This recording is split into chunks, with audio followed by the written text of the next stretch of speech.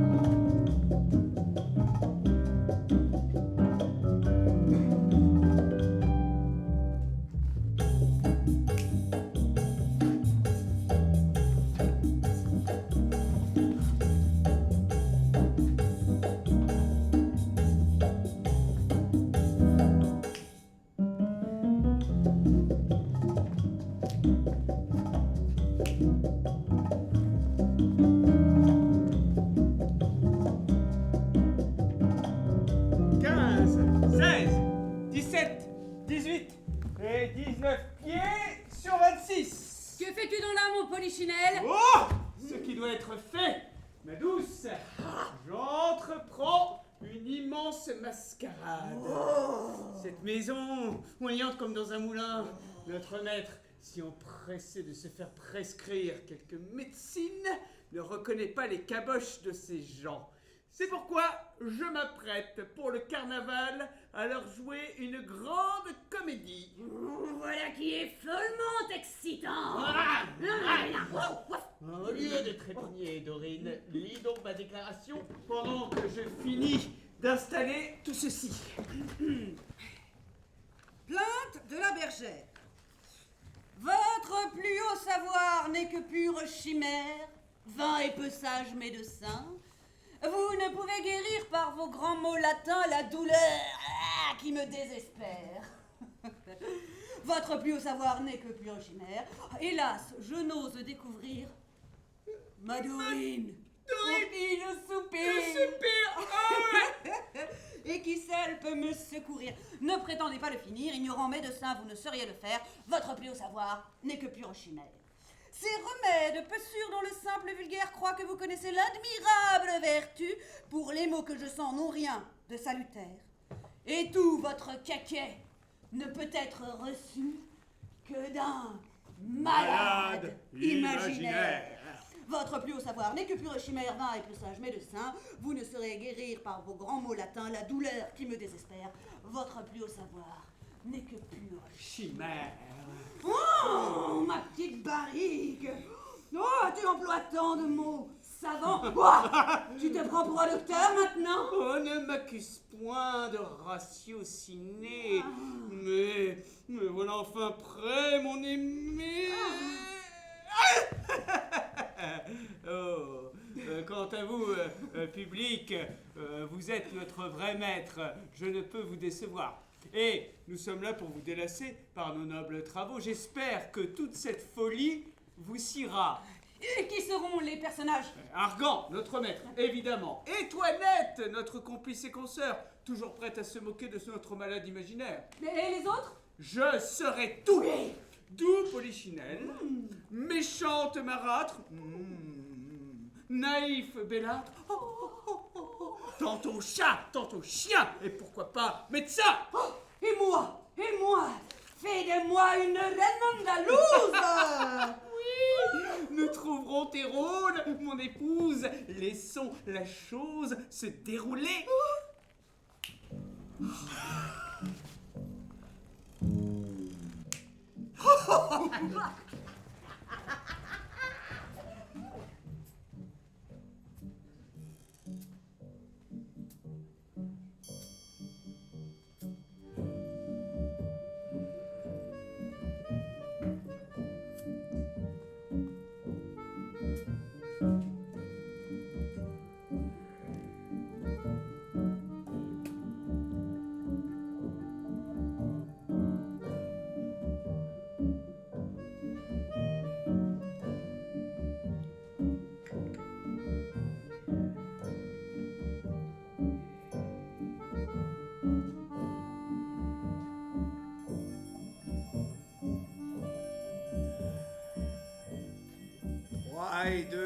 font 5, et 5 font 10, et 10 font 20.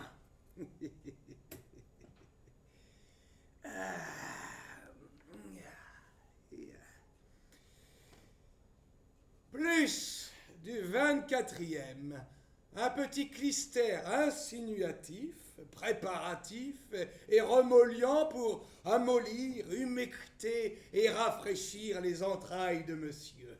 Ce qui me plaît de monsieur Florent, mon apothicaire, c'est que ses parties sont toujours fort civiles. Les entrailles de monsieur Tronsol. Enfin, monsieur Florent, ce n'est pas tout que d'être civil. Et il faut aussi être raisonnable et ne pas écorcher les malades. Vous me les avez mis dans les autres parties qu'à 20 sols, et 20 sols en langage d'apothicaire, c'est-à-dire 10 sols. Les voilà, 10 sols. Plus du 10 jours, un bon clistère détersif, composé avec catholicon double, rhubarbe, miel, rosa et autres, suivant l'ordonnance, pour balayer, laver et nettoyer le bas-ventre de monsieur Tromsol. Avec votre permission, 10 sols. Plus du 10 jours le soir, un julep hépatique, sophoratif et somnifère, composé pour faire dormir monsieur 35 sols. Je ne me plains pas de celui-ci car il me fit bien dormir. Plus du 25e, une bonne médecine purgative et corporative, composée de casses récentes avec Séné, Léventin et autres, suivant l'ordonnance de monsieur Purgon pour expulser, évacuer la bile de monsieur 4 livres. Enfin, monsieur Florent, c'est se moquer. Mettez 3 livres, s'il vous plaît. Plus du 26e, un clistère carminatif pour chasser les vents de monsieur Tromsol. Avec votre permission, 10 sols. Plus du 27e, une bonne médecine composée pour hâter d'aller et chasser dehors les mauvaises humeurs de monsieur, 3 livres. Bon, 20 et 30 sols.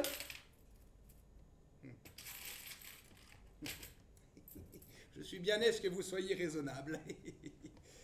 Plus une potion cordiale et préservative composée avec 12 grains de bézoard, sirop de limon et grenade et autres, suivant l'ordonnance, 5 livres. Enfin, tout doux, monsieur Florent, si vous en usez comme cela, on ne voudra plus être malade. Non, contentez-vous de 4 francs 20 et 7 sols, voilà. Si donc bien que ce mois-ci, j'ai pris 1, 2, 3, 4, 5, 6, 7, 8 médecines, et 1, 2, 3, 4, 5, 6, 7, 8, 9, 10, 11, 12 lavements, et l'autre mois, il y avait 12 médecines et 20 lavements. Je ne m'étonne pas si je ne me porte pas si bien ce mois-ci que l'autre. Je le dirai à monsieur Purgon afin qu'il mette ordre à tout cela. Allons, comme à tout ceci.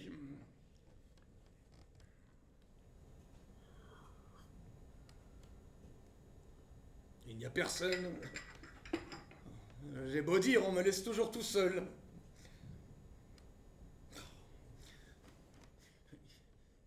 Ils n'entendent point et ma sonnette ne fait pas assez de bruit.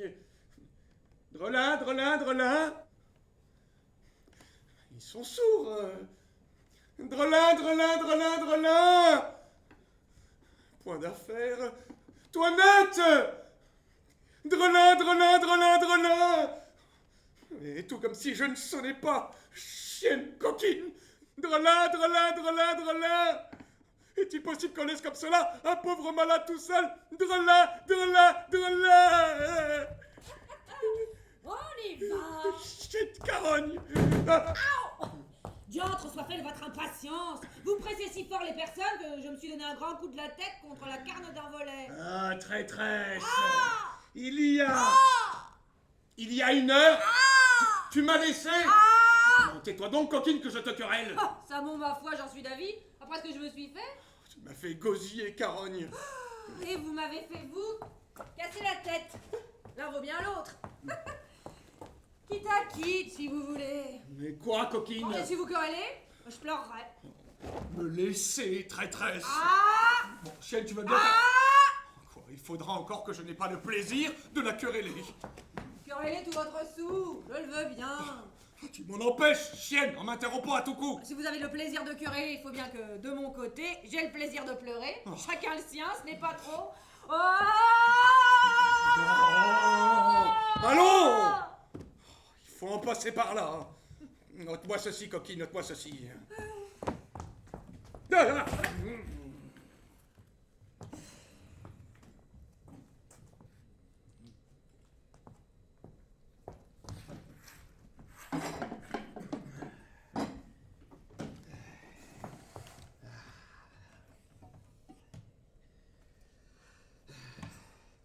Mon lavement d'aujourd'hui a-t-il bien opéré? Votre lavement? Oui, ai-je bien fait de la bile? Ma foi, je ne me mêle point de ces affaires-là. Et c'est à Monsieur Florent à y mettre le nez puisqu'il en a le profit. Et connais soin de me tenir à un bouillon prêt pour l'autre que je dois tantôt prendre. Ce monsieur Florent-là et ce monsieur Purgon s'égayent bien sur votre corps. Ils ont en vous une bonne vache à lait et je voudrais bien leur demander quel mal vous avez pour vous faire tant de remèdes. Taisez-vous, ignorante. Ce n'est pas à vous à contrôler les ordonnances de la médecine. Qu'on me fasse venir ma fille, Angélique. J'ai à lui dire quelque chose. Ah bah, la voici qui vient d'elle-même. Elle a deviné votre pensée. Approchez, Angélique. Oh, vous venez à propos. Je voulais vous parler. Ah, me voilà prête à vous ouïr. Attendez. Donnez-moi mon bâton. Je reviens tout à l'heure. Allez vite, monsieur, allez! Monsieur Florent nous donne des affaires. Toinette! Quoi? Eh, regarde-moi un peu. Eh bien, je vous regarde. Toinette! Eh bien, quoi, Toinette? Ne devines-tu point de quoi je veux parler? Oh. Je m'en doute assez. De notre jeune amant, car c'est sur lui depuis 6 jours que roulent tous nos entretiens, et vous n'êtes point bien si vous n'en parlez à toute heure. Puisque tu connais tout cela, que n'es-tu la première à m'en entretenir? Et que ne m'épargnes-tu la peine de te jeter sur ce discours? Mais vous ne m'en donnez pas le temps, et vous avez des soins là-dessus qu'il est difficile de prévenir. Je t'avoue que je ne saurais me lasser de te parler de lui. Et mon cœur profite avec chaleur de tous les moments de s'en ouvrir à toi. Et dis-moi, condamnes-tu les sentiments que j'ai pour lui? Je n'ai garde. Ai-je tort de m'abandonner à ces douces impressions? Je ne dis pas cela. Voudrais-tu que je fusse insensible aux tendres protestations de cette passion ardente qu'il témoigne pour moi? À Dieu ne plaise. Dis-moi un peu, ne trouves-tu pas comme moi quelque chose du ciel? Quelque effet du destin dans l'aventure inopinée de notre connaissance? Oui. Que cette action d'embrasser ma défense sans me connaître est tout à fait d'un honnête homme? Oui. Oh, que l'on ne peut en user plus généreusement. D'accord. Qu'il fit cela de la meilleure grâce du monde. Oh oui. Dis-moi, Toinette, ne trouves-tu pas qu'il est bien fait de sa personne? Assurément. Qu'il a l'air le meilleur du monde? Sans doute. Que ses discours comme ses actions ont quelque chose de noble? Cela est sûr. Qu'on ne peut rien entendre de plus passionné que tout ce qu'il me dit? Il est vrai. Et qu'il n'est rien de plus fâcheux que la contrainte où l'on me tient qui bouge tout commerce au doux empressement de cette mutuelle ardeur que le ciel nous inspire. Vous avez raison. Pauvre Toinette, crois-tu qu'il m'aime autant qu'il me le dit? Ces choses-là, parfois, sont un peu sujettes à caution. Les grimaces d'amour ressemblent fort à la vérité. Et j'ai vu de grands comédiens là-dessus. Hélas, Toinette, que dis-tu là? De la façon qu'il parle, serait-il bien possible qu'il ne me dit pas vrai? Eh bien, en tout cas, vous en serez bientôt éclaircis. Et la résolution où il vous écrivit hier qu'il était de vous faire demander en mariage est une prompte voie à vous faire connaître s'il vous dit vrai ou non. C'en sera là la bonne preuve. Toinette, si celui-là me trompe, je ne croirai de ma vie aucun homme. Voilà votre père qui revient. Oh ça, ma fille, je vais vous dire une chose, ou peut-être ne vous attendez-vous pas. On vous demande en mariage. Oh, que cela vous riez. Ah oui, oui, ce mot est plaisant, ce mot de mariage. Hein. Il n'y a rien de plus drôle pour les jeunes filles. Oh, nature, nature. Bon, à ce que j'ai pu voir, ma fille, je n'ai que faire de vous demander si vous voulez bien vous marier. Je dois faire, mon père, tout ce qui vous plaira de m'ordonner. Oh, je suis bien aise d'avoir une fille si obéissante. La chose est donc conclue et je vous ai promise. C'est à moi, mon père, de suivre aveuglément toutes vos volontés. Ma femme, votre belle-mère, voulait que je vous fisse religieuse. La bonne bête a ses raisons. Elle ne voulait point consentir à ce mariage, mais je l'ai emporté et ma parole est donnée. Oh, mon père, que je vous suis reconnaissante de toutes vos bontés. En vérité, je vous sais bon gré de cela. Et voilà l'action la plus sage que vous ayez faite de votre vie. Je n'ai point encore vu la personne, mais on m'a dit que j'en serais fort content. Et toi aussi. Assurément, mon père. Comment l'as-tu vu? Puisque votre consentement m'autorise à vous pouvoir ouvrir mon cœur, je ne feindrai point de vous dire que le hasard nous a fait connaître il y a 6 jours. Et que la demande qu'on vous a faite est un effet de cette inclination que dès cette première vue, nous avons prise l'un pour l'autre. Ils ne m'ont pas dit cela.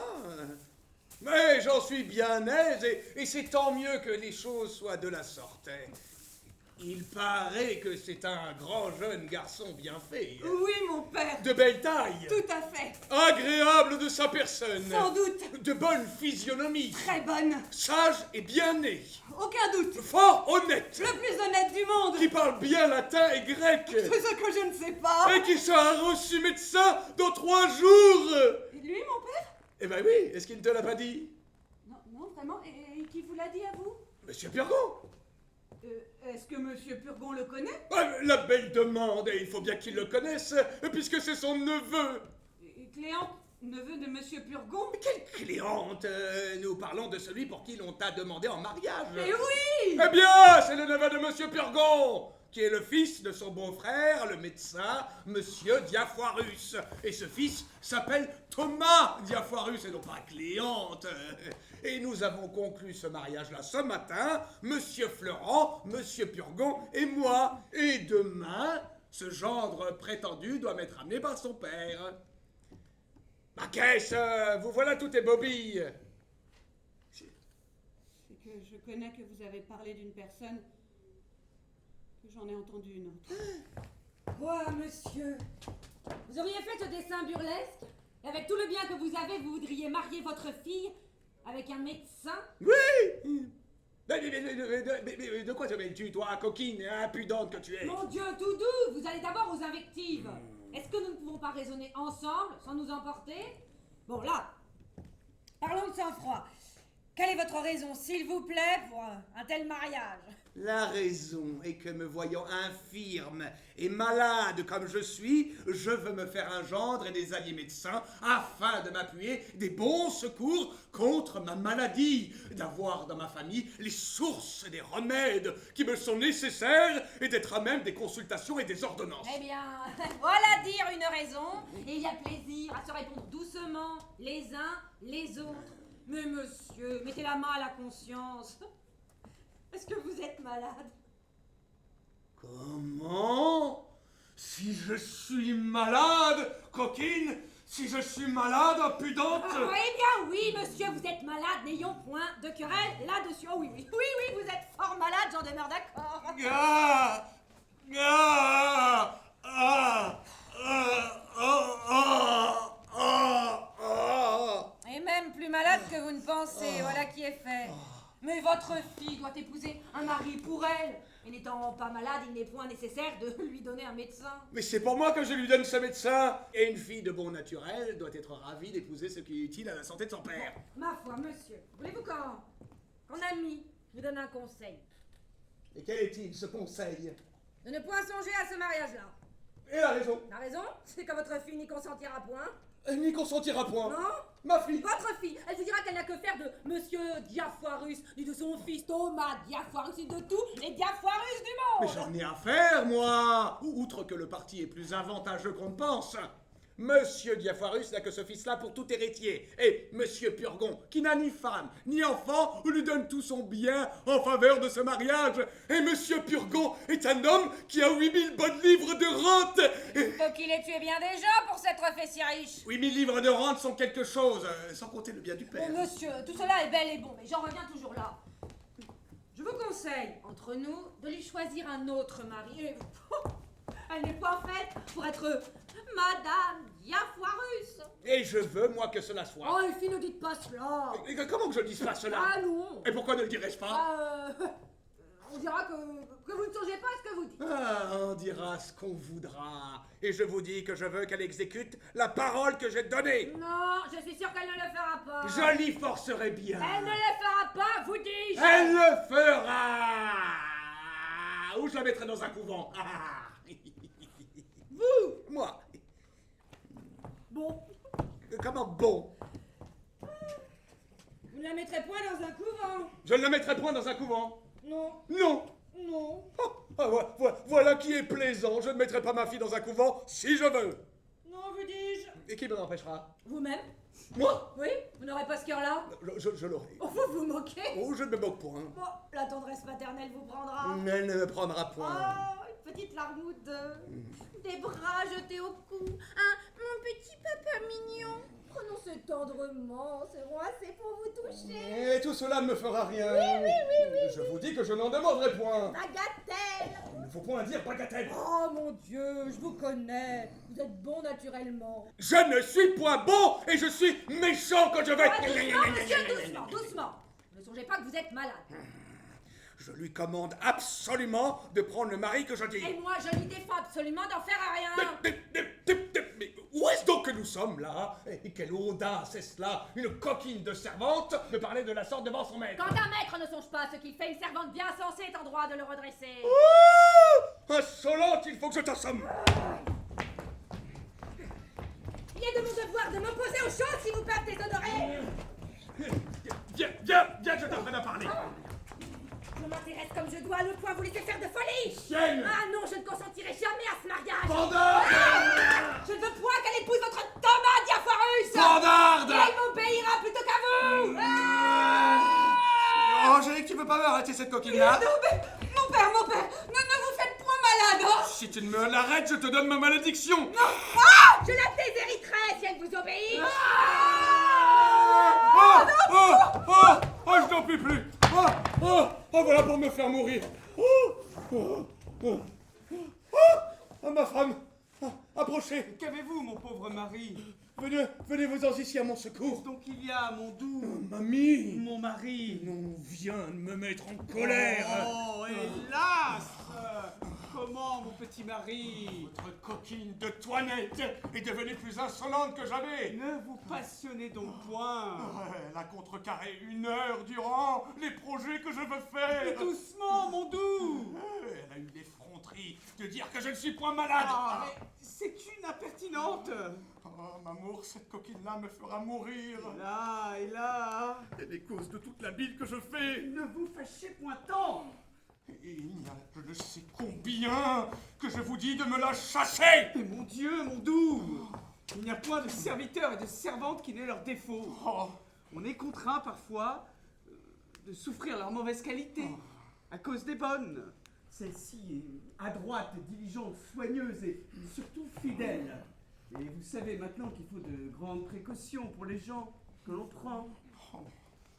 Hola, Toinette. Madame, Pourquoi donc est-ce que vous mettez mon mari en colère? Moi, madame? Et là, je ne sais pas ce que vous me voulez dire. Et je ne cherche qu'à complaire à monsieur en toute chose. oh, traîtresse. Il nous a dit qu'il voulait donner sa fille en mariage au fils de monsieur Diafoirus. Oh, je lui ai répondu que je trouvais le parti avantageux pour elle, mais que je croyais qu'il ferait mieux de la mettre dans un couvent. Il n'y a pas grand mal à cela et je trouve qu'elle a raison. Mamour, vous la croyez? C'est une scélérate, elle m'a dit sans insolence. Eh bien, je vous crois, mon ami, là.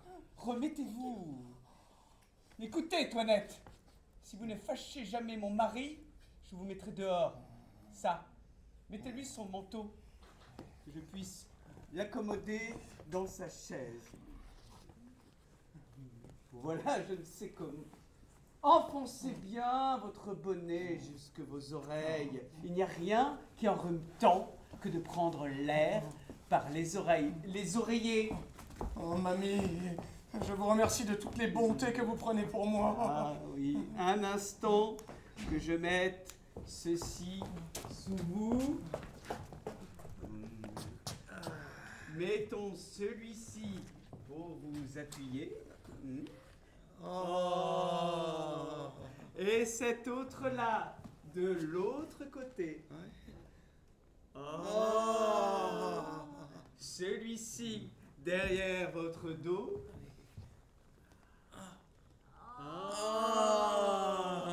Et cet autre-là pour soutenir votre tête. Et celui-ci, vous gardez du serin. Ah, coquine, tu veux m'étouffer? Et là, qu'est-ce que c'est donc? Je n'en puis plus. Pourquoi vous emportez ainsi? Elle a cru faire bien. Oh, maman, vous ne connaissez pas la malice de la pandarde. Elle m'a mis tout hors de moi. Il me faudra plus de 8 médecines et 12 lavements pour réparer tout ceci. Mon petit ami, apaisez-vous un peu. Oh, mamie, vous êtes toute ma consolation. Oh, mon petit mari. Pour tâcher de reconnaître l'amour que vous me portez, je veux, comme je vous ai dit, faire mon testament. Mon ami, ne me parlez point de cela, je vous prie. Je ne saurais souffrir cette pensée. Le seul mot de testament me fait tressaillir de douleur. Mais je vous avais dit pour cela de parler à votre notaire. Le voilà là-dedans que j'ai amené avec moi. Faites-me donc entrer. Ah, mon ami, quand on aime bien un mari, on n'est guère en état de songer à tout cela. Approchez, monsieur Bonnefoy, approchez. Prenez un siège, s'il vous plaît. Ma femme, monsieur, m'a dit que vous étiez fort honnête homme et tout à fait de ses amis. Et je l'ai chargé pour cela d'un testament que je veux faire. Elle m'a, monsieur, expliqué vos intentions et le dessein où vous êtes pour elle. Et j'ai à vous lire là-dessus que vous ne sauriez rien donner à votre femme par votre testament. Et pourquoi cela? Mais la coutume y résiste. Si vous étiez en pays de droit écrit, cela se pourrait faire, mais à Paris et dans les pays coutumiers, du moins dans la plupart, c'est ce qui ne se peut et la disposition serait nulle. Voilà une coutume bien impertinente, qu'un mari ne puisse rien laisser à une femme dont il est aimé tendrement et qui prend de lui tant de soins. J'aurais envie de parler à mon avocat pour voir comment je pourrais faire.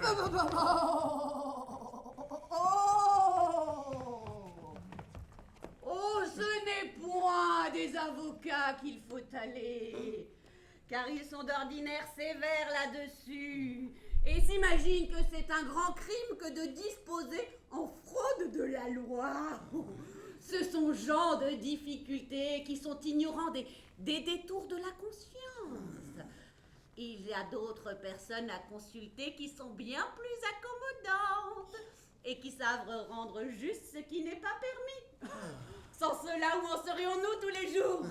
Il faut de la facilité dans les choses, autrement nous ne ferions rien et je ne donnerais pas un sou de notre métier. Ma femme avait bien dit, monsieur, que vous étiez fort habile et fort honnête. Comment puis-je faire, s'il vous plaît, pour lui donner mon bien et en frustrer mes enfants? Oh, comment vous pouvez faire? Vous pouvez choisir doucement un ami intime de votre femme, auquel, en bonne forme par votre testament, vous donnerez tout ce que vous pourrez. Ensuite, cet ami lui rendra tout. Vous pouvez encore contracter un grand nombre d'obligations non suspectes au profit de divers créanciers qui prêteront leur nom à votre femme et entre les mains de laquelle ils remettront leur déclaration que tout ce qu'ils en ont fait n'a été que pour lui faire plaisir. Et vous pouvez aussi, pendant que vous êtes en vie, mettre entre ses mains de l'argent comptant et des billets que vous pourrez avoir payables au porteur. Dieu, mon doux, il ne faut point vous tourmenter de tout cela. s'il vient faute de vous, je ne veux plus rester au monde.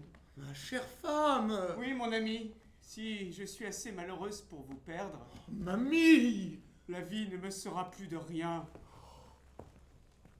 M'amour! Et je suivrai vos pas pour vous faire connaître la tendresse que j'ai pour vous. Oh, mamie, vous me brisez le cœur! Consolez-vous, je vous en prie.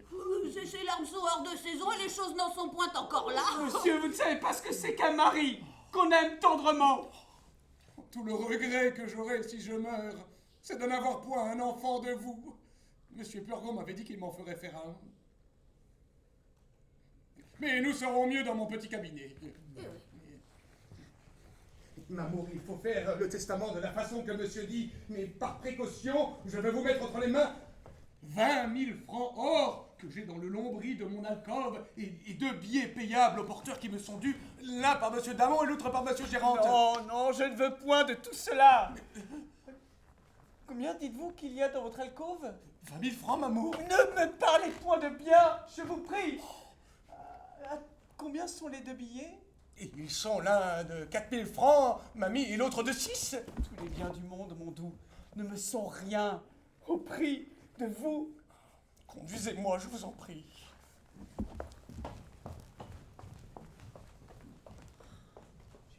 Les voici avec un notaire. Et j'ai ouï parler de testament. Angélique! Angélique! Ah. Votre belle-mère ne s'endort point. Et c'est sans doute quelque conspiration contre vos intérêts où elle pousse votre père. Ah, qu'il dispose de son bien à sa fantaisie, pourvu qu'il ne dispose point de mon cœur. Non mais tu vois, les dessins violents que l'on fait sur lui. Je t'en prie, ne m'abandonne point dans l'extrémité où je suis. Moi, vous abandonner? J'aimerais mieux mourir. Votre belle-mère a beau me faire sa confidente et me vouloir jeter dans ses intérêts, je n'ai jamais pu avoir d'inclination pour elle. Et j'ai toujours été de votre parti. Laissez-moi faire. J'emploierai toute chose pour vous servir.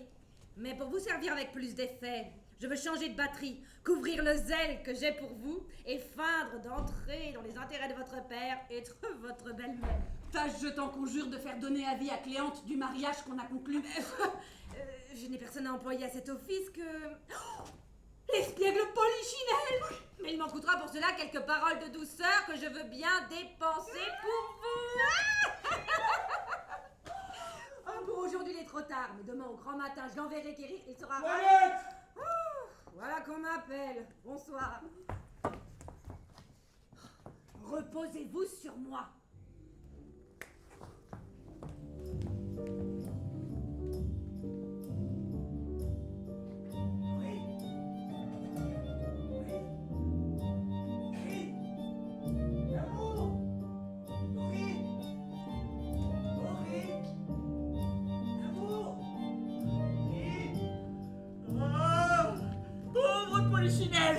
Quel diable de fantaisie t'es-tu allé mettre dans la cervelle?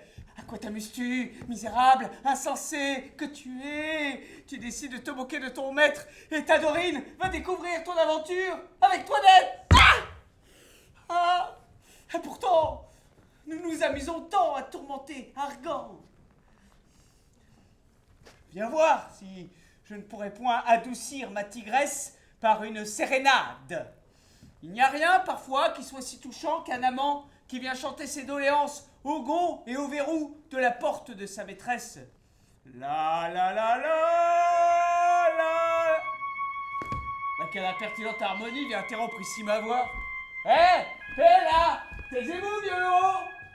Ah, laissez-moi me plaindre à mon aise des cruautés de mon inexorable...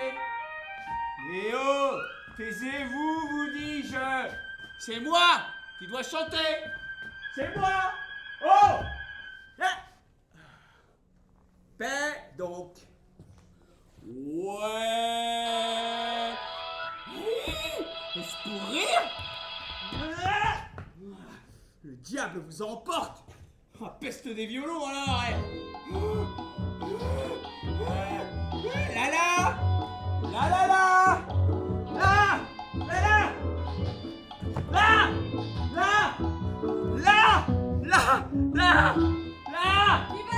Oh, quel diable est ça?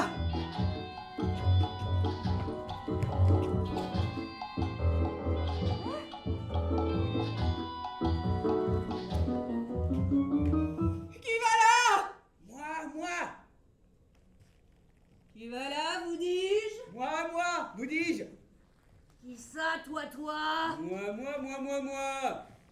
Dis ton nom sans davantage attendre. Ouais, mon nom, il va te faire pendre. Oh non! Dorine! C'est moi!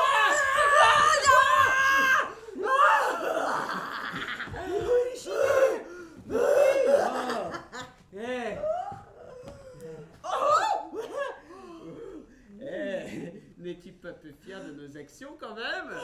Je crois que notre maître est dans de beaux draps. Comme dirait Montaigne, si haut que l'on soit placé, on n'est jamais assis que sur son cul. Intéressant et raffiné, hein. Ne fais pas l'enfant! Oh! Prête pour le deuxième acte?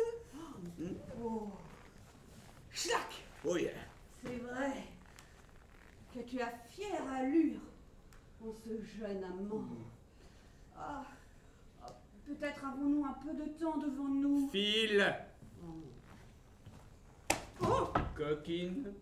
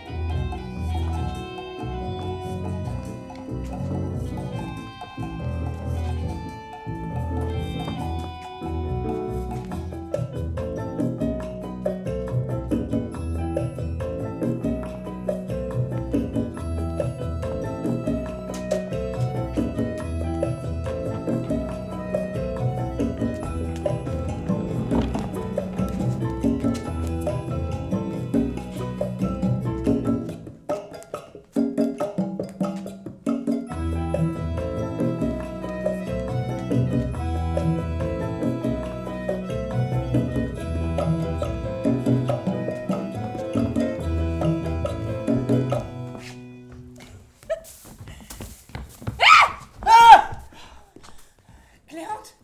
C'est vous? Quelle surprise! Que venez-vous faire séance? Savoir ma destinée, parler à l'aimable Angélique, consulter les sentiments de son cœur et lui demander ses résolutions sur ce mariage fatal dont on m'a averti. Oui, mais on ne parle pas comme cela de but en blanc, Angélique. Il faut des mystères. Et l'on vous a dit, les trois de garde où elle est retenue, qu'on ne la laisse ni sortir ni parler à personne, et que ce ne fut que la curiosité d'une vieille tante qui nous fit accorder la liberté d'aller à cette comédie qui donna lieu à la naissance de votre passion. Mais nous sommes bien gardés de parler de cette aventure. Aussi, ne viens-je pas ici comme Cléante, et sous l'apparence de son amant, mais comme Ami de son maître de musique, dont j'ai obtenu le pouvoir de dire qu'il m'envoie à sa place. Voilà son père. Retirez-vous un peu. Vous laissez lui dire que vous êtes là.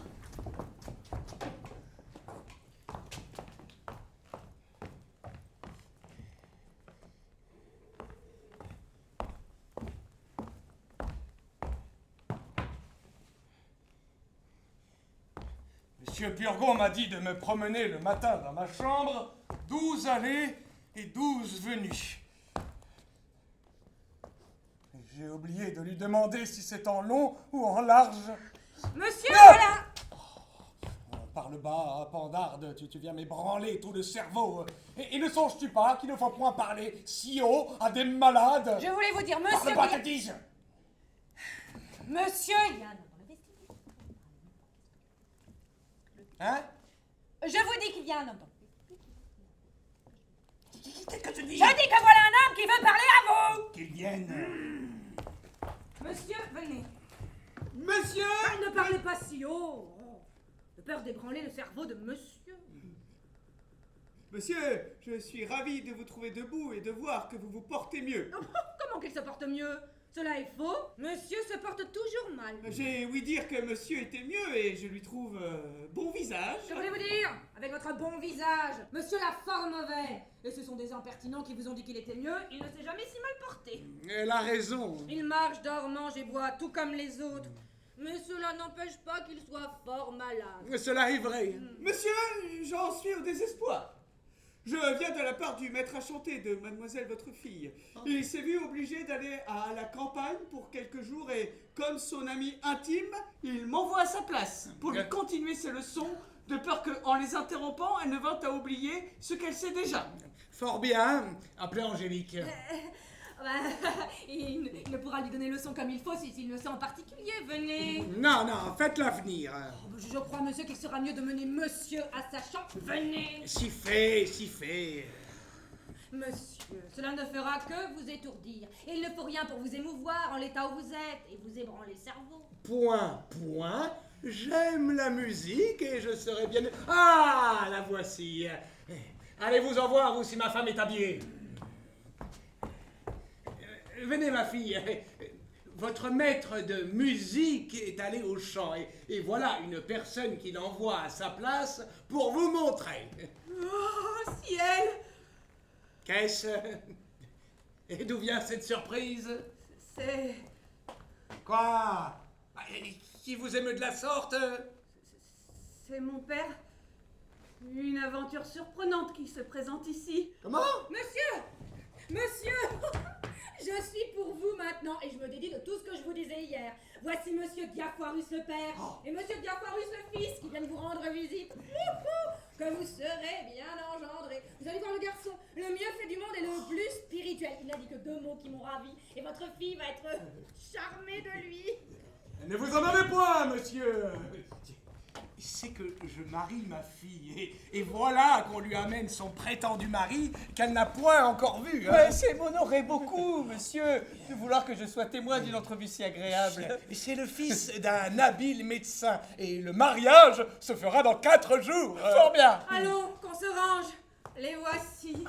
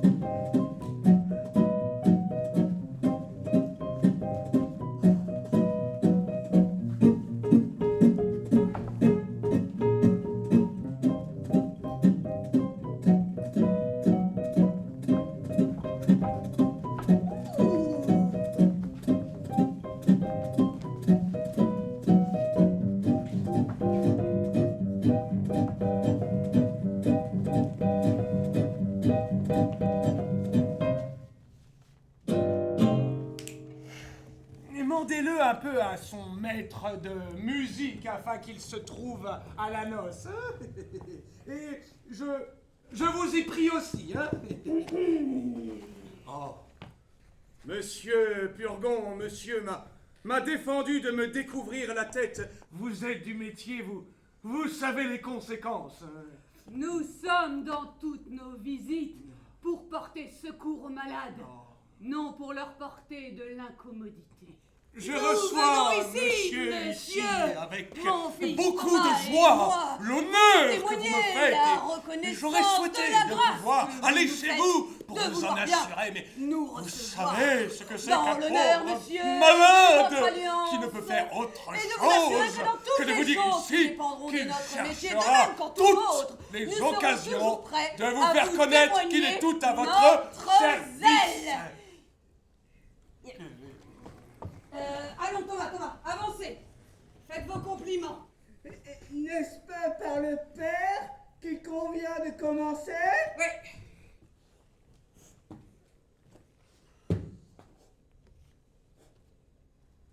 Monsieur, je viens saluer, reconnaître, chérir et révérer en vous un second père. Ce que je tiens de lui est un ouvrage de son corps, mais ce que je tiens de vous est un ouvrage de votre volonté. Et d'autant plus que les facultés spirituelles sont au-dessus des corporelles, d'autant plus je vous dois, et d'autant plus je tiens précieuse cette future filiation dont je viens aujourd'hui vous rendre par avance les très humbles et très respectueux hommages.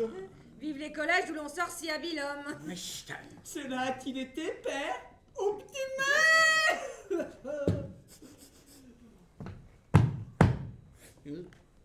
Madame, c'est avec justice que le ciel vous a concédé le nom de belle-mère. Ah non, puisque- non. Ce n'est pas ma femme à qui vous parlez. Mais où est-elle? Ah ben, elle va venir. Thomas, faites déjà votre compliment à mademoiselle.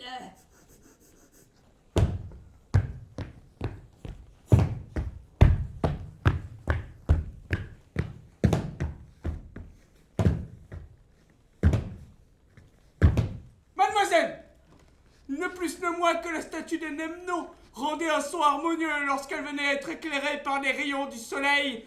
Tout de même me sens animé d'un doux transport à l'apparition du soleil de vos beautés. Souffrez donc, mademoiselle, que j'apporte aujourd'hui à l'autel de vos charmes l'offrande de ce cœur qui ne respire et n'ambitionne autre gloire que d'être toute sa vie, mademoiselle, votre très humble, votre très respectueux, votre très obéissant, serviteur et mari. Voilà ce que c'est que d'étudier, on apprend à dire de belles choses. Assurément, ce sera quelque chose d'admirable s'il fait d'aussi belles cures qu'il fait de beaux discours. Monsieur, ce n'est pas parce que je suis son père, mais je puis dire que j'ai sujet d'être content de lui. Car tous ceux qui le voient en parlent comme d'un garçon qui n'a point de méchanceté. Lorsqu'il était petit, il n'a jamais été ce qu'on appelle mièvre et éveillé. On le trouvait toujours doux, paisible, taciturne. On eut toutes les peines du monde à lui apprendre à lire, et il avait 9 ans qu'il ne connaissait pas encore ses lettres. Bon, disais-je en moi-même, les arbres tardifs sont ceux qui portent les meilleurs fruits. Lorsque je l'envoyai au collège, il en trouva de la peine, mais à force de battre le fer, il en est venu glorieusement à avoir ses licences. Et je puis dire, sans vanité, que depuis 2 ans qu'il est sur les bancs, on n'a point trouvé de candidat qui ait fait plus de bruit que lui dans toutes les disputes de notre école. Il est ferme dans la dispute. Fort comme un turc sur ses opinions. Ne démord jamais de ses principes. Et pousse un raisonnement jusque dans les derniers recoins de la logique. Mais sur toute chose, ce qui me plaît en lui, et ce en quoi il suit mon exemple, c'est qu'il s'attache aveuglément aux opinions de nos anciens, et n'a jamais voulu comprendre ou entendre les raisons et les prétendues découvertes de notre siècle touchant la circulation du sang et autres opinions de même farine. J'ai, contre les circulateurs, soutenu une thèse qu'avec la permission de monsieur, j'ose présenter à mademoiselle. Donnez. Elle est toujours bonne à prendre pour l'image, cela servira à parer notre chambre. Avec la permission aussi de monsieur, je vous invite à venir voir, l'un de ces jours, pour vous divertir, la dissection d'une femme. Sur quoi je dois raisonner? Le divertissement sera agréable. Il y en a qui donnent la comédie à leur maîtresse, mais donner une dissection est quelque chose de plus galant. Eh, monsieur, faites un peu chanter ma fille devant la compagnie. Quoi?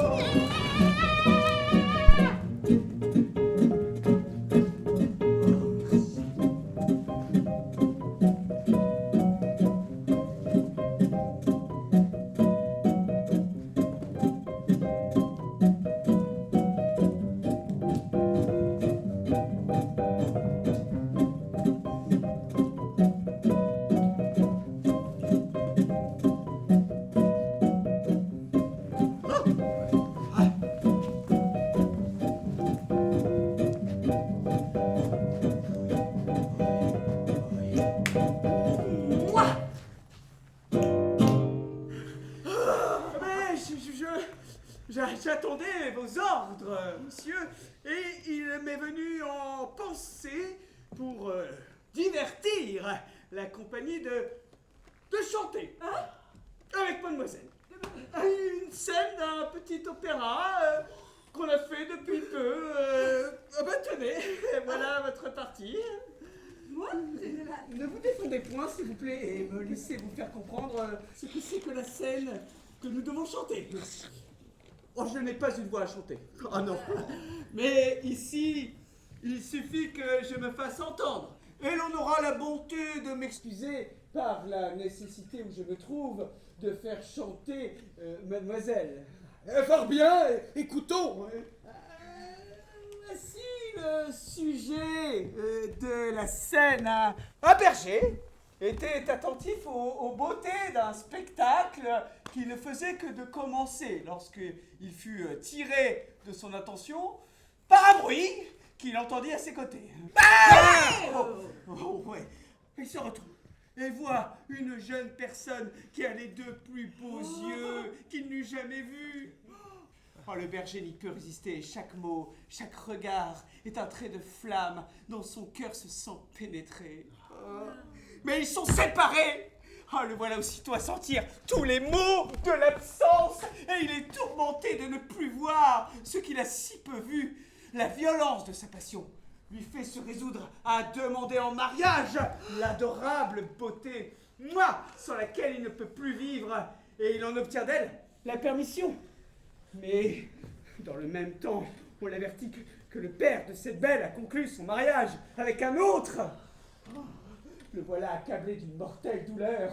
Il ne peut souffrir l'effroyable idée de voir tout ce qu'il aime entre les bras d'un autre, et son amour au désespoir lui fait se résoudre de s'introduire dans la maison de sa bergère pour apprendre de ce sentiment.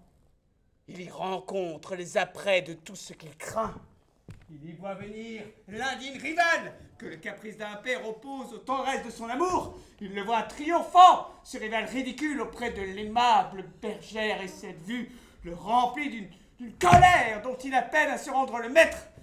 Il jette de douloureux regards sur celle qu'il adore, et son amour, et son respect, et la présence de son père l'oblige à lui parler ainsi. Belle Phyllis, c'est trop souffrir. Rompons ce dur silence et m'ouvrez vos pensées. Vous me voyez, Tircis, triste et mélancolique, aux apprêts de l'hymen, dont vous vous alarmez. Je lève les yeux au ciel, je vous regarde, je soupire. Ouais, je ne croyais pas que ma fille fût si habile à chanter ainsi à livre ouvert, sans hésiter. Hélas, belle Phyllis, se pourrait-il que l'amoureux Tircis eût assez de bonheur pour avoir quelque place dans votre cœur? Je ne m'en défends point dans cette peine extrême. Oui, Tircis, je vous aime. Aux paroles pleines d'appât, ai-je bien entendu? Redites la Phyllis, que je n'en doute pas. Oui, Tircis, je vous aime. De grâce encore, Phyllis, Je vous aime. recommencez 100 fois, ne vous en lassez pas. Mais Phyllis, une pensée vient troubler ce doux transport. Un rival! Un rival! Ah, je ne hais plus que la mort, et sa présence ainsi qu'à vous m'est un cruel supplice. Mais un père à ses vœux veut vous assujettir. Plutôt mourir que de jamais y consentir.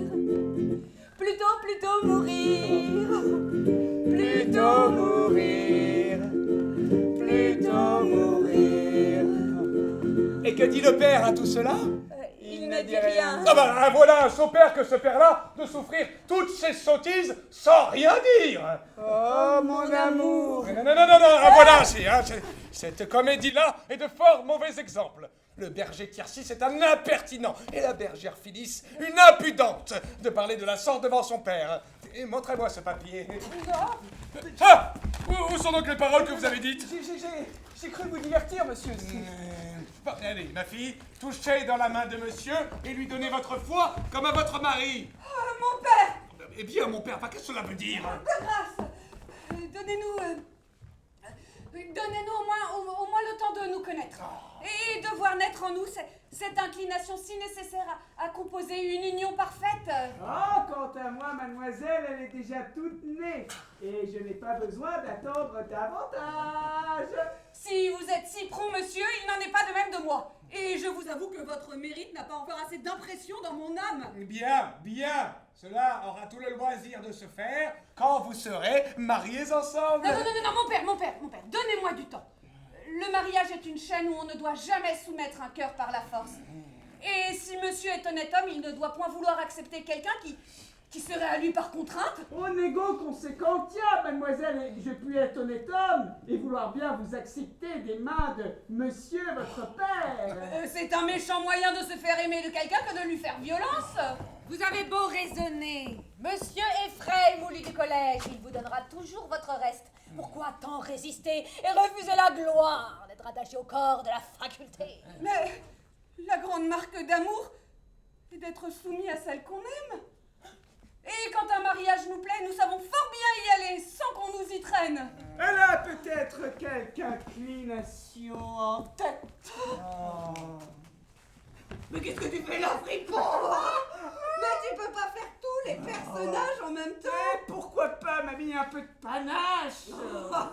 Mais que diable va-t-il faire dans cette galère?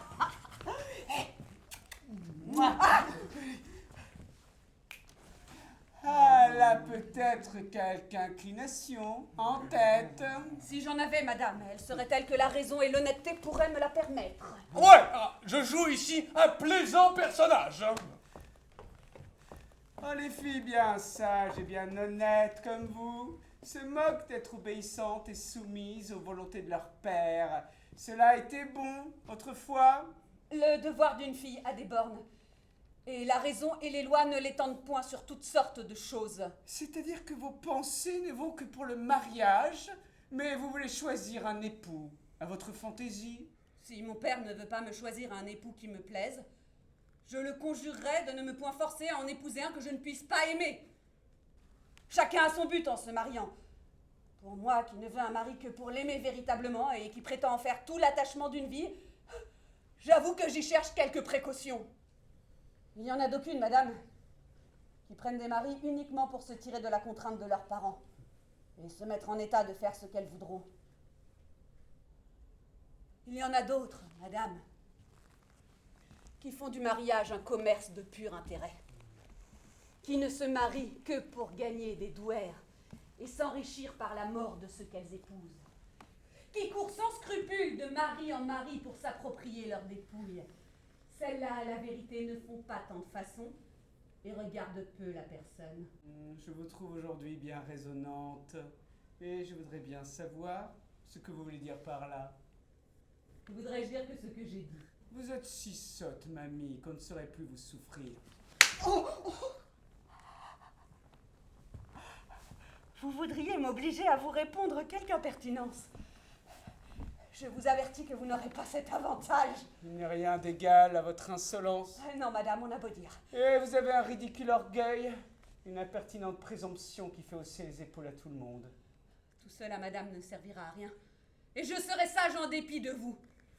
Et pour vous ôter toute espérance de pouvoir réussir dans ce que vous voulez, je vais m'ôter de votre vue. Elle choisira d'épouser dans 4 jours ou monsieur ou un couvent. Ne vous mettez pas en peine, je l'arrangerai bien. Je suis fâché de vous quitter, mon doux, mais j'ai une affaire en ville dont je ne puis me dispenser. Je reviendrai bientôt. Non, allez, Mamour, et passez chez votre notaire afin qu'il expédie ce que vous savez. Adieu, mon petit ami. Adieu, mamie. Voilà une femme qui m'aime. Cela n'est pas croyable. Messieurs, je vous...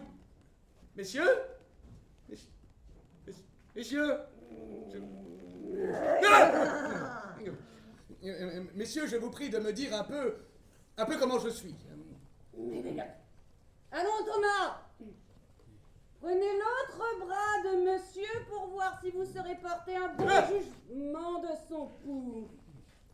Quid dicis? Dico que le pouls de monsieur est le pouls d'un homme qui ne se porte point bien. Bien. Qu'il est duriscule, pour ne pas dire dur, Bene. repoussant Optimé. et même un peu caprisant. Fort bien. Ce qui marque une intempérie dans le parenchyme splénique, c'est-à-dire la rate. Non, monsieur Purgon dit que c'est mon foie qui est malade. Eh oui. Oui. Qui dit parenchyme dit l'un et l'autre à cause de l'étroite sympathie qu'ils ont ensemble. Par le vase brevet du pylore et le méa du colidoque. Oh, il vous ordonne sans doute de manger force rôti. Non, rien que du bouilli. Oui. Rôti, bouilli, même chose. Il vous ordonne fort bien et vous ne pouvez être entre de meilleures mains. Messieurs, combien est-ce qu'il faut mettre de grains de sel sur un œuf? 6, 8, 10, par les nombres pairs, comme dans les médicaments, par les nombres impairs. Jusqu'au revoir, messieurs.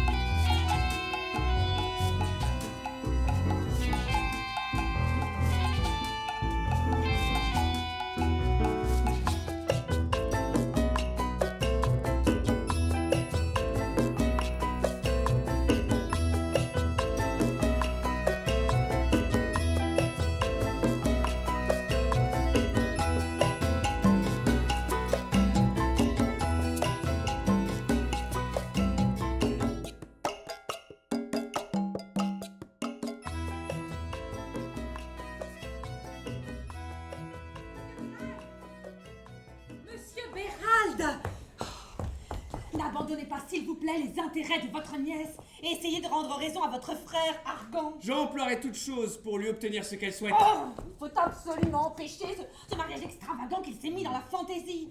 Et j'avais songé en moi-même que ça aurait été une bonne affaire de pouvoir introduire ici un médecin à notre poste pour le dégoûter de son monsieur Purgon et lui décrier sa conduite. Mais comme nous n'avons personne en main pour cela, j'ai résolu de jouer un tour de ma tête. Et comment? Oh, bah, c'est une imagination burlesque, et cela sera peut-être plus heureux que sage. Bon, laissez-moi faire et agissez de votre côté. Voici notre homme. Eh bien, mon frère, comment vous portez-vous? Ah, mon frère, fort mal. Ah, vous voulez bien, mon frère, que je vous demande avant toute chose de ne vous point échauffer l'esprit dans notre conversation? Voilà qui est fait. De répondre sans nulle aigreur aux choses que je pourrais vous dire. Oui. Et de raisonner ensemble sur les affaires dont nous avons à parler avec un esprit détaché de toute passion. Oh mon Dieu, oui, voilà bien du préambule. D'où vient, mon frère, qu'ayant le bien que vous avez, n'ayant d'enfant qu'une fille, d'où vient, dis-je, que vous parlez de la mettre dans un couvent? D'où vient, mon frère, que je suis maître dans ma famille pour faire ce que bon me semble? Votre femme ne manque pas de vous conseiller de vous défaire de votre fille, et je ne doute point que par un esprit de charité, elle ne fut ravie de la voir bonne religieuse. Oh, ça, nous y voici. Voilà d'abord la pauvre femme en jeu. C'est elle qui fait tout le mal et tout le monde lui en veut. Non, parlons plus. Et revenons à votre fille.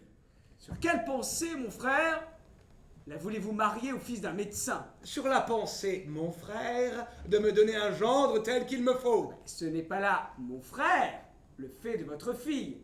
Et il se présente un parti plus sortable pour elle. Oui, mais celui-ci, mon frère, est plus sortable pour moi. Mais le mari qu'elle doit prendre, doit-il être mon frère, ou pour elle, ou pour vous? Il doit être mon frère, et pour elle, et pour moi. Et je veux mettre dans ma famille les gens dont j'ai besoin. Mon frère, je ne vois point d'homme qui soit moins malade que vous.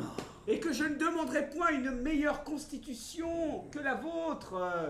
Ah, une grande marque que vous vous portez bien et que vous avez un corps parfaitement bien composé, c'est qu'avec tous les soins que vous avez pris, vous n'avez pu parvenir encore à gâter la bonté de votre tempérament et que vous n'êtes point crevé de toutes ces médecines qu'on vous a fait prendre.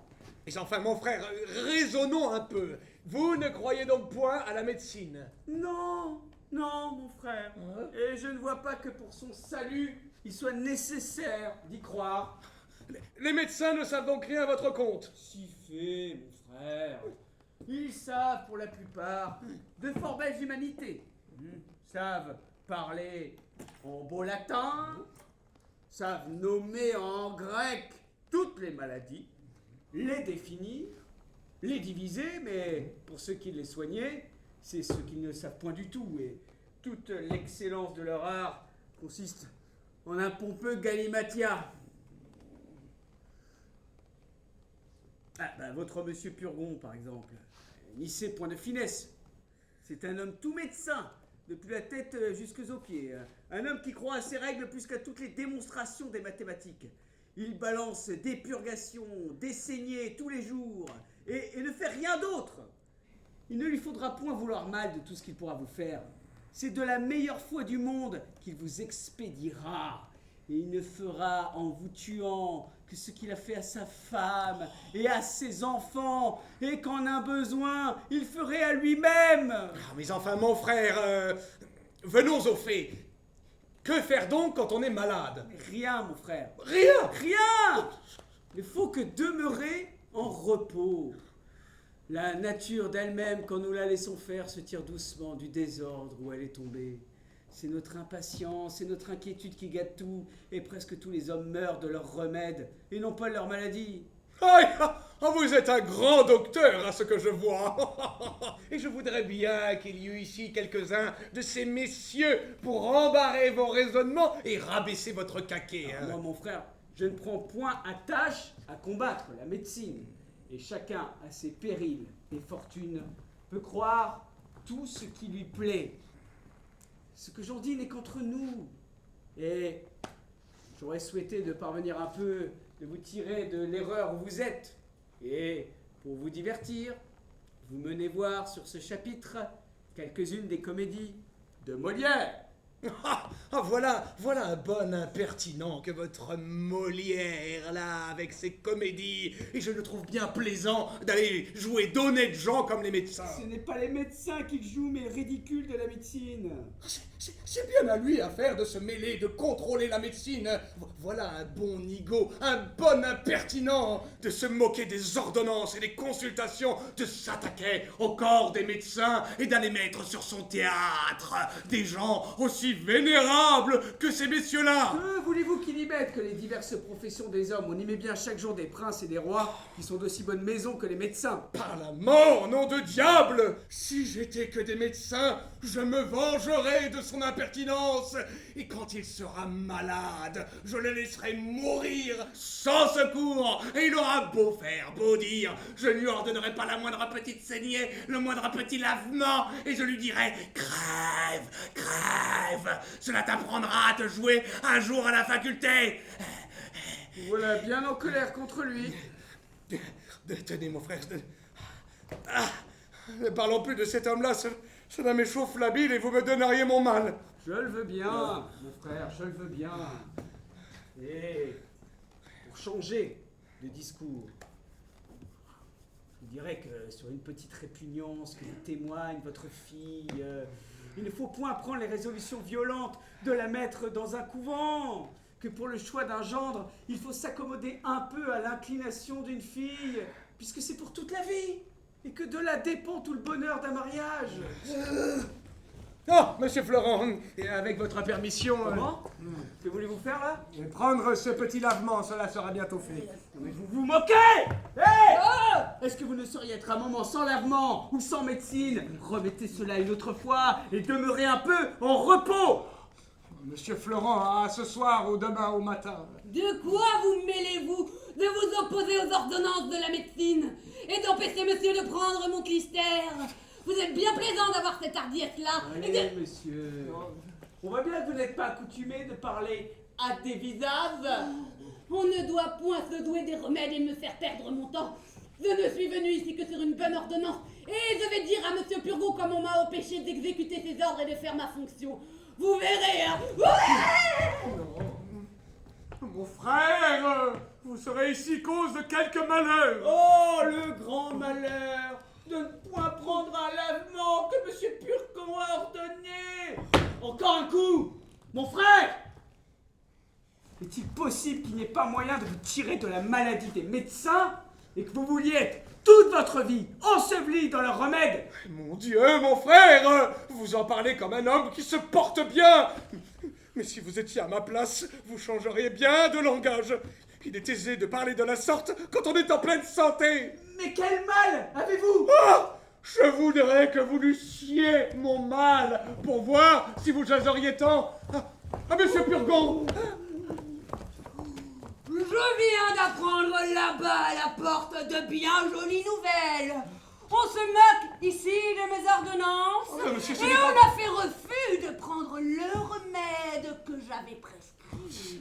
Voilà une hardiesse bien grande et une étrange rébellion d'un malade contre son médecin. Cela est épouvantable. Un clistère que j'avais pris plaisir à composer moi-même. Ce n'est pas moi. Inventé et formé dans les règles de l'art. Il attend. Qui devait faire dans les entrailles un effet merveilleux. Mon frère, Le renvoyer avec mépris. c'est lui. C'est une action exorbitante. Cela est vrai. Un attentat énorme contre la médecine. Il est cause. Un crime de lèse-faculté qui ne se peut assez punir. Vous avez raison.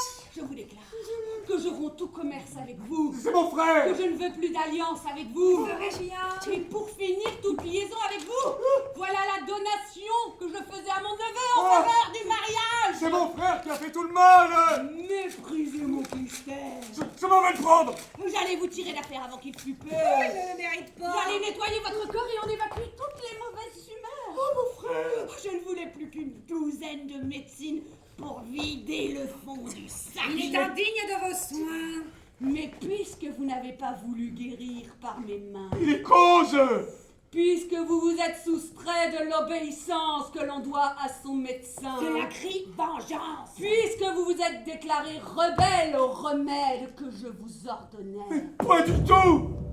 j'ai à vous dire que je vous abandonne à votre mauvaise constitution, à l'intempérie de vos entrailles, à l'âcreté de votre bile, à la corruption de votre sang et à la féculence de vos humeurs. C'est fort bien. Mon Dieu. Je veux qu'avant 4 jours, vous ne deveniez dans un état incurable, Oh, miséricorde. que vous tombiez dans la bradypepsie, Ah, Monsieur Purgon. de la bradypepsie à la dyspepsie, Monsieur Purgon. de la dyspepsie à la pepsie, Monsieur Purgon. de la pepsie à la lianterie, Oh, Monsieur Purgon. de la lianterie à la dysenterie, Monsieur de Purgon. la dysenterie dans l'hydropisie, Monsieur Purgon. de l'hydropisie dans la privation de votre vie où vous aura mené votre folie.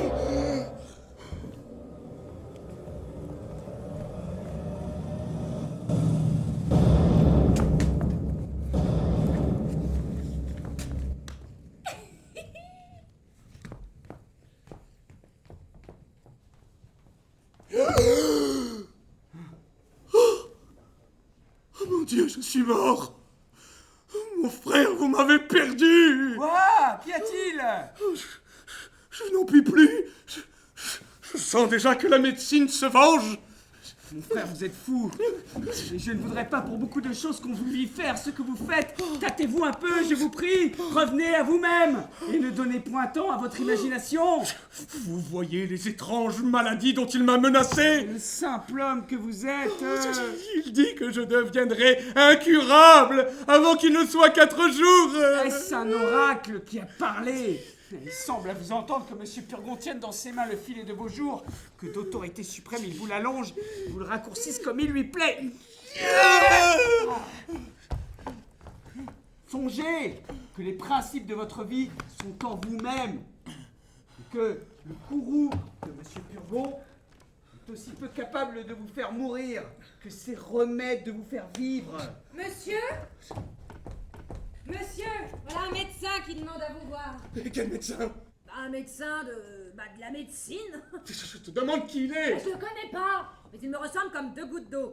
Et si j'étais sûre que ma mère était une honnête femme, je dirais que ce seraient quelques petits frères qu'elle m'aurait donnés depuis le trépas de mon père.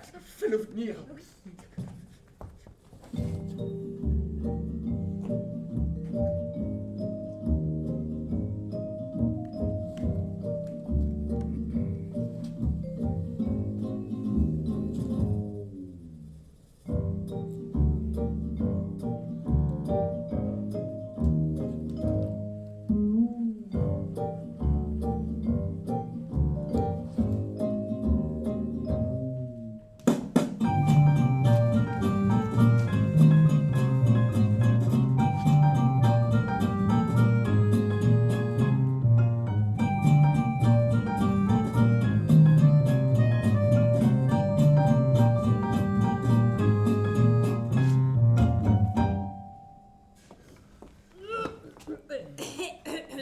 Monsieur, agrée que je viens de vous rendre visite et vous offrir mes petits services pour toutes les saignées, les purgations dont vous aurez besoin.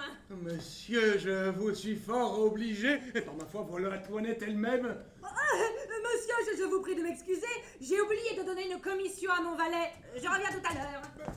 Mais ne diriez-vous pas effectivement que c'est Antoinette elle-même? Il est vrai que la ressemblance est tout à fait grande, mais ce n'est pas la première fois qu'on a vu de ces sortes de choses et les histoires ne sont pleines que de ces jeux de la nature. Pour moi, j'en suis surpris. Que voulez-vous, monsieur? Comment? Ne m'avez-vous pas appelé? Moi? Non. Il faut donc que les oreilles m'aient corné. Demeure un peu ici pour voir comment ce médecin te ressemble. Oh oui, vraiment, j'ai affaire là-bas, puis je l'ai assez eu. Si je ne les voyais tous les deux, je croirais que ce n'est qu'un. J'ai lu des choses surprenantes de ces sortes de ressemblances. Et nous en avons vu de notre temps où tout le monde s'est trompé. Ah bah pour moi, j'aurais été trompé à celle-là, et j'aurais juré que c'est la même personne. Monsieur, je vous demande pardon de tout mon cœur. C'est admirable. Vous ne trouverez pas mauvaise, s'il vous plaît, la curiosité que j'ai eue de voir un illustre malade comme vous êtes, et votre réputation qui s'étend partout peut excuser la liberté que j'ai prise. Oh, monsieur, je suis votre serviteur. Oh. Eh ben, monsieur, je vois que vous me regardez fixement. Quel âge croyez-vous bien que j'ai? Je dirais que tout au plus, vous pouvez avoir 26 ou 27 ans. J'en ai 90. 90? Oh oui. Vous voyez en effet les secrets de mon art, de me conserver ainsi frais et vigoureux. Oh, par ma foi, voilà un beau jeune vieillard pour 90 ans. Je suis médecin passager qui va de ville en ville, de province en province, de royaume en royaume, pour chercher d'illustres matières à ma capacité, pour chercher des malades dignes de m'occuper, capables d'exercer les grands et beaux secrets que j'ai trouvés dans la médecine. Je dédaigne de m'amuser à ce menu fatras de maladies ordinaires, à ces bagatelles de rhumatisme et de fluxion, à ces fièvrottes, à ces vapeurs et à ces migraines. Non, non, oh non, non, non, je veux des maladies d'importance, de bonnes fièvres continues avec des transports au cerveau, de bonnes fièvres pourprées, de bonnes pestes, de bonnes hydropisiformées, de bonnes pleurésies avec des inflammations de poitrine. C'est là que je me plais, c'est là que je triomphe.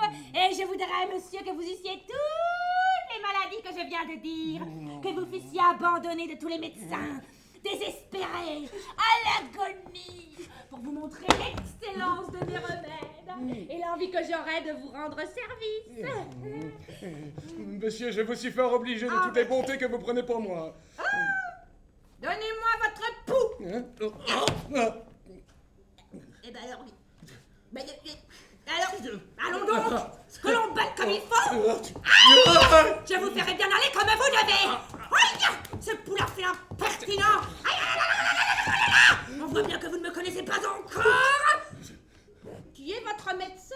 Monsieur Purgon. Cet homme-là n'est point inscrit sur mes tablettes entre les grands médecins. De quoi dit-il que vous êtes malin? Il dit que c'est mon foie et d'autres disent que c'est de la rate. Ce sont tous des ignorants. C'est du poumon que vous êtes malade. Du poumon? Oui. Que sentez-vous? Je sens parfois un voile devant les yeux. Justement, le poumon. J'ai quelquefois des maux de tête. Le poumon. J'ai aussi des maux de cœur. Le poumon. Et je ressens aussi des lassitudes par tous les membres. Le poumon. Et j'ai aussi des douleurs dans le ventre, comme des coliques. Le poumon. Vous avez appétit à ce que vous mangez? Oui, monsieur. Le poumon. Vous aimez à boire un peu de vin? Oui, monsieur. Le poumon. Il vous prend un petit sommeil après le repas et vous êtes bien aise de dormir? Oui, monsieur. Le poumon. Mais le poumon, vous dis-je. Que vous ordonne votre médecin pour votre nourriture? Il m'ordonne du potage, Ignorant. de la volaille, Ignorant. du veau, Ignorant. du bouillon, Ignorant. des œufs frais, Ignorant. des pruneaux le soir pour relâcher le ventre, Ignorant. et de boire mon vin fort trempé. Ignorante.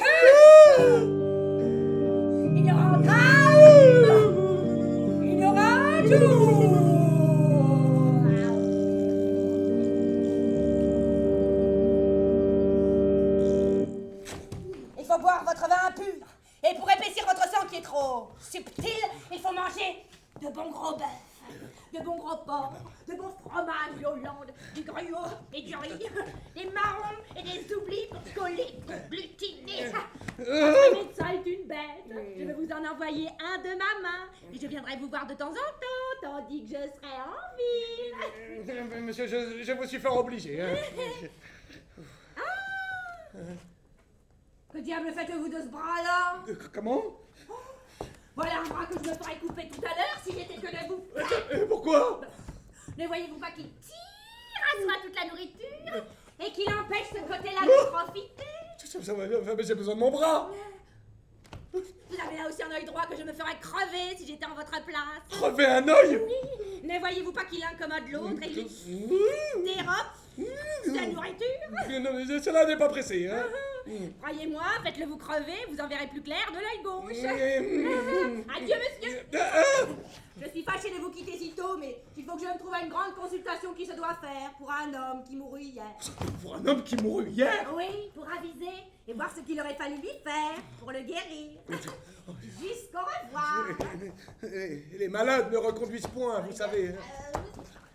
Voilà vraiment un médecin fort habile. Enfin, il va un peu bien vite, hein. Tous les grands médecins sont comme cela. Enfin, me couper un bras et me crever un œil afin que l'autre se porte mieux. Et j'aime autant qu'il ne se porte pas si bien.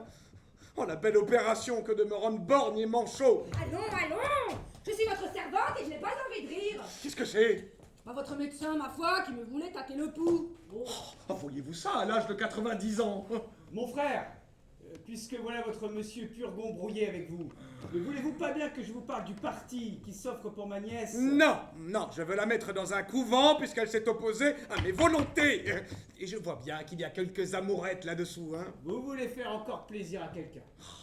Je vous entends. Et vous en revenez toujours là et ma femme vous tient au cœur. Ben oui, mon frère, si vous parlez à cœur ouvert, je ne puis vous souffrir l'entêtement où vous êtes pour elle et que vous donniez tête baissée dans tous les pièges qu'elle vous tend. Ah, monsieur, ne parlez point de madame. C'est une femme sur laquelle il n'y a rien à dire, une femme sans artifice, et qui aime monsieur, qui l'aime. Oh, on ne peut pas dire cela. Demandez-lui un peu les caresses qu'elle me fait. Cela est vrai. L'inquiétude que lui cause ma maladie. Assurément. Et les soins et les peines qu'elle prend autour de moi. Il est certain. Voulez-vous que je vous convainque et vous fasse voir tout à l'heure comme madame aime monsieur? Monsieur, souffrez que je lui montre son bec jaune et le tir d'erreur. Artout, cachez-vous dans ce coin-là. Allez. Comment? Madame s'en va revenir. Mettez-vous tout étendu dans cette chaise et contrefaites le mort. Vous verrez la douleur où elle sera quand je lui dirai la nouvelle. Je le veux bien. Oui, non mais ne la laissez pas longtemps dans le désespoir, car elle pourrait bien mourir. N'y a-t-il point quelque danger à contrefaire la mort? Bah non, quel danger y aurait-il? Allez, étendez-vous là seulement. Oh.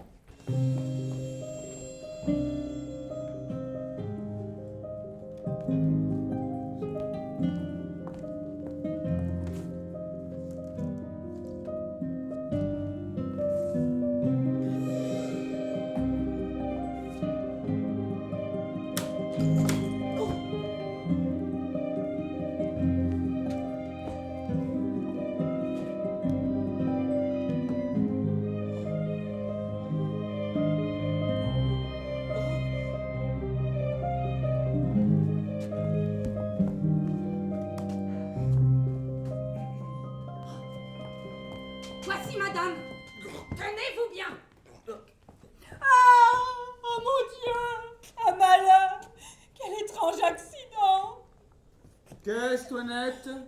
Ah, madame, Et qu'y a-t-il? votre mari est mort. Mon mari est mort? Hélas, oui, le pauvre défunt est trépassé. Assurément? Assurément. Personne ne sait encore cet accident-là. Je me suis trouvée ici toute seule. Il vient de passer entre mes bras, tenez. Me voilà tout de son long dans cette chaise. Le ciel en soit loué! Me voilà délivré d'un grand fardeau.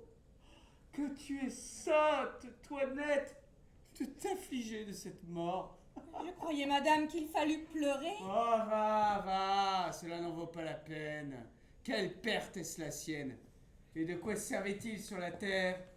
Un homme incommode à tout le monde, malpropre, dégoûtant, sans cesse un lavement ou une médecine dans le ventre, mouchant, toussant, crachant toujours, sans esprit, ennuyeux, de mauvaise humeur, fatiguant sans cesse les gens et grondant jour et nuit, servante et valet. Voilà une belle oraison funèbre. Il faut, Toinette, il faut que tu m'aides à exécuter mon dessein et tu peux croire qu'en me servant, ta récompense est sûre. Puisque par un bonheur, personne n'est au courant de la chose, portons-le dans son lit et tenons cette mort cachée jusqu'à ce que j'ai fait mon affaire. Il y a des papiers, il y a de l'argent dont je veux me saisir et il n'est pas juste que j'ai passé sans fruit auprès de lui mes plus belles années. Viens, Toinette, prenons auparavant toutes ces clés. Doucement! Ah, oui, madame, ma femme, c'est ainsi que vous m'aimez? Le défunt n'est pas mort. Je suis bien aise de voir votre amitié et d'avoir entendu le beau panégyrique que vous avez fait de moi. Eh ben, voilà un avis au lecteur qui me rendra sage à l'avenir et qui m'empêchera de faire bien des choses. Par ma foi, je n'aurais jamais cru cela. Mais j'entends votre fille. Remettez-vous comme vous étiez. Et voyons de quelle manière elle recevra votre mort. C'est une chose qu'il n'est pas mauvais d'éprouver. Puisque vous êtes en train, vous connaîtrez par là les sentiments que votre famille a pour vous. Allez. Oh, ciel! Oh, fâcheuse aventure, malheureuse journée. Qu'as-tu, Toinette? De quoi pleures-tu? Hélas, j'ai de tristes nouvelles à vous donner. Et quoi? Votre père est mort. Mon père est mort, Toinette? Oui, vous le voyez là, il vient de mourir tout à l'heure d'une faiblesse qui lui a pris. Oh ciel, quelle infortune! Quelle atteinte cruelle! Hélas!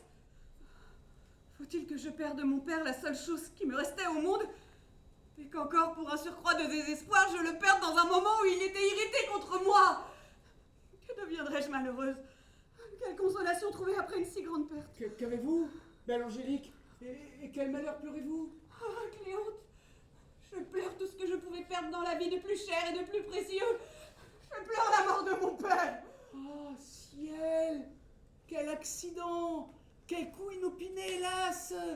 Après la demande que j'avais conjuré votre oncle de lui faire pour moi, je venais me présenter à lui et tâcher par mes prières et mes soupirs de disposer son cœur à vous accorder à mes vœux. Cléante!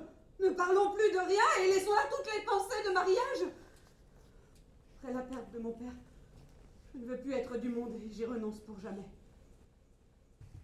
Oui, mon père, si j'ai tantôt résisté à vos volontés, je veux du moins suivre une de vos intentions et réparer par là le chagrin que je m'accuse de vous avoir donné.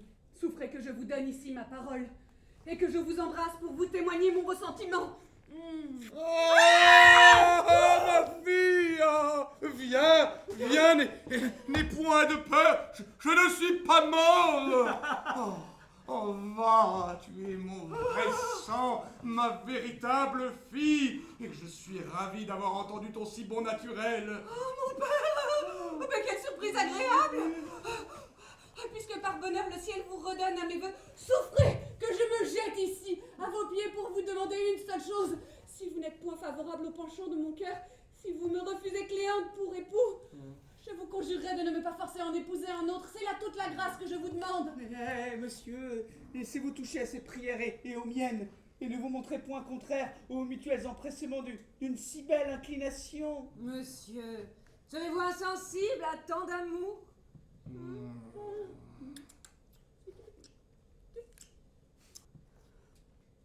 qu'il se fasse médecin, je consens au mariage. Oui! Faites-vous médecin et je vous donne ma fille. Très volontiers, monsieur. S'il ne tient qu'à cela pour être votre gendre, je me ferai médecin, apothicaire même s'il le faut. Ce n'est pas une affaire que cela, et je ferai bien d'autres choses pour obtenir la belle Angélique. Il me vient une pensée. Faites-vous médecin vous-même, la commodité sera encore plus grande d'avoir en vous tout ce qu'il vous faut. Ben, voilà qui est vrai, et voilà le vrai moyen de vous guérir bientôt. Allons, voyons cela. Ce mariage, y consentez-vous? J'y consens.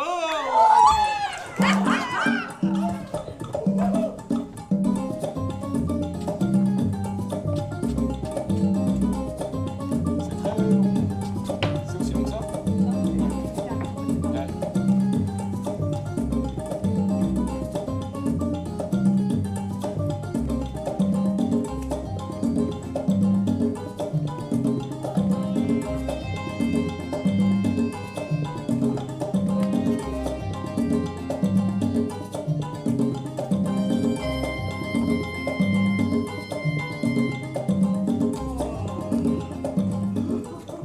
C'est donc la fin de cette divine comédie.